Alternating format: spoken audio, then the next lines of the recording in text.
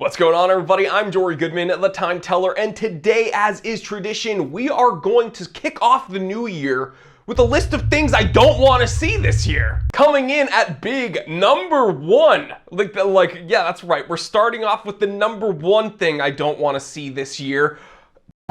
Just kidding. I already caught that this year, so let's move on. It is 1:56 p.m. Let's get down to business.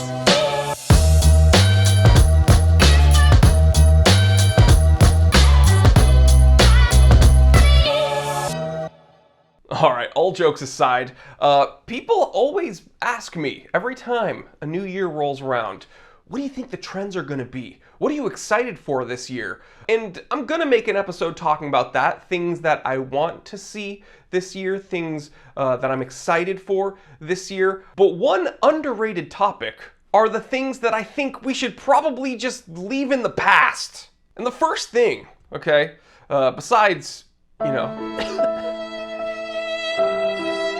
this thing I have, I also do not want to see or hear of integrated bracelet luxury sports watches, especially if they have a blue dial. I'm sick of it. I'm tired of that. You know how I know it's gone too far? Well, because not only do the big watchmakers all produce this carbon copy of an integrated bracelet blue dial luxury sports watch, now the microbrands are doing it. So once they've caught on and they recognize that this is like the new hotness, it's not cool anymore. Let's just, no more. Next up are the things I do not want to see in 2022, any modern Rolex. That's right, guys. Hey, I used to be a Rolex fanboy. I've seen the light. You know, you only buy a name when you buy a... I'm just kidding, guys. That's absolutely not true. But when it comes to modern Rolexes, I just cannot wait to be disappointed when they unveil the new 44mm Oyster Perpetual later on in 2022. See, I'm joking, but that actually could be a thing, because now the Oyster Perpetual is the same size as the Submariner. What the f? Now, I mentioned microbrands a moment ago, and this channel, you know, hey, we're famous for Microbrand Monday. Okay, so we got things going when it comes to microbrands. I got love for microbrand watches. They're fun. You get to learn about watchmakers you may not already know about. You get it. The spice of life are the microbrands, right? I just spat everywhere. Don't worry. You're not. I'm not contagious anymore. But speaking of microbrands, all right, I don't want to see any more microbrand limited editions using an NH35, all right? I think this is the year I finally level my assault against the NH35. I get it, it's a workhorse movement. It's a great movement, hacking, hand wind, it's accurate enough, it's tough, and it's definitely cost effective for these microbrand watchmakers. But here's the deal, if you're going to do a limited edition release and it has an NH35, newsflash, it's not that limited. Solid is better. Wow, can't believe he said that. Next up, things I don't want to see 2022, superhero watches. Unless they're like, I don't know, G-Shocks or something. God, I'm sick of it. All right, that Black Panther watch that cost like $1 million. Everybody sent it to me in my inbox. It wasn't cool. All right, it was stupid, dumb, stupid, dumb. I don't want to see it. I don't know more, please. I don't know why. I just started thinking about like these anime crossover watches. Because you guys know I'm a weeb, so I love anime. No more superhero watches and more anime titty watches. You got some anime girls with some big cans. Throw them on a sports watch. Hey, I'll wear that, baby. All right, now speaking of controversial things, I think we as a watch community can start to move away from rose gold or ever rose if you're Rolex. Okay, someone had to say it. All right, it was fun. It was something different a couple years ago, but it seems like the last 5 years, everything has been rose gold. Bring back yellow gold, all right? We don't need every precious metal to be rose gold. Let's move. I think we can do it, guys. Let's move on. Next up, another thing I don't want to see this year is companies discontinuing watches. Looking at you, Patek. I'm looking at you, Seiko. Stop discontinuing just to bring back. Oh, no more 5711s, Just kidding, it's back. But no, we're taking it away. Psych, it's back. I'm done with it.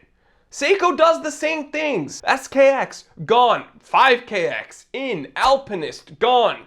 Just kidding, it's back under a Prospex label for like twice the money. This is so stupid. And to piggyback off that point, Seiko, stop producing Alpinists in every color of the rainbow, all right? There is such thing as too much of a good thing. That's why a lot of my longtime viewers have grown to hate me. I'm just sick of these companies discontinuing things just to re-release it to grab the bag. I get it. It's a quick buck to make, whatever. But Seiko, just please stop producing the Alpinist. We're getting old. Give us something else. Next up, in 2022, I don't want to see or hear of Panerai, like, at all. Like, remember when I said I don't want to see any modern Rolexes? Well, I still like the vintage stuff. And you know what? Sky Dwellers are pretty cool. But Panerai, I don't care if it's new or old. And I own a PAM 0111. I just don't want to see or hear Panerai, okay? Until you get your straight Panerai, I'm over it. We've seen in the past years, like recently, Panerai uploading fake Panerais on their social media, allegedly.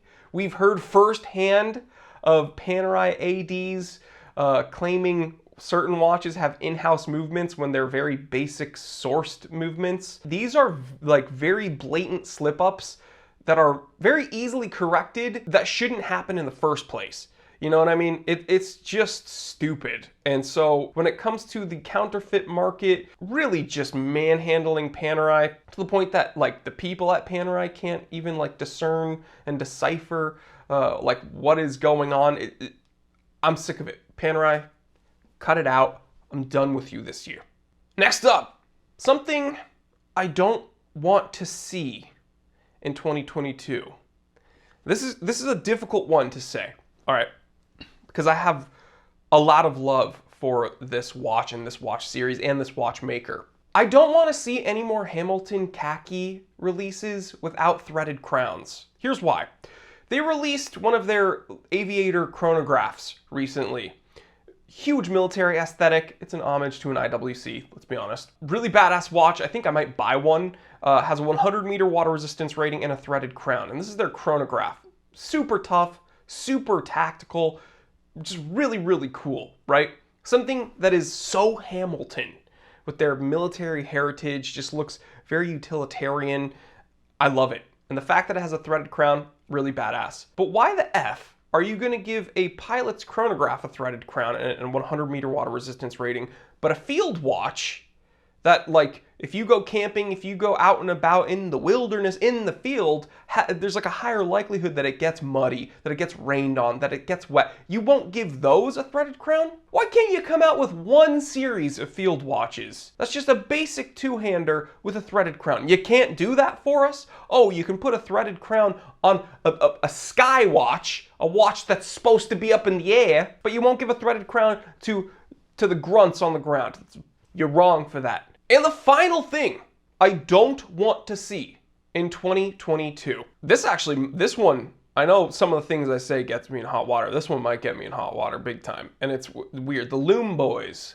The boys that are obsessed with Loom. I consider myself a Loom boy.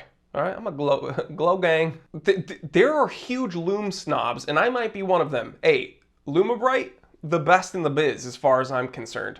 But BGW9, I don't want to see it anymore, all right? Like from here on out, because every watch I review that utilizes BGW9, oh, but it's Swiss. It's Swiss Loom. Okay, it sucks. And then every time I say it sucks, people are like, well, it just wasn't applied properly. Okay, then why can't, like, the majority of watchmakers learn to apply BGW9 properly? Seiko knows how to apply their loom.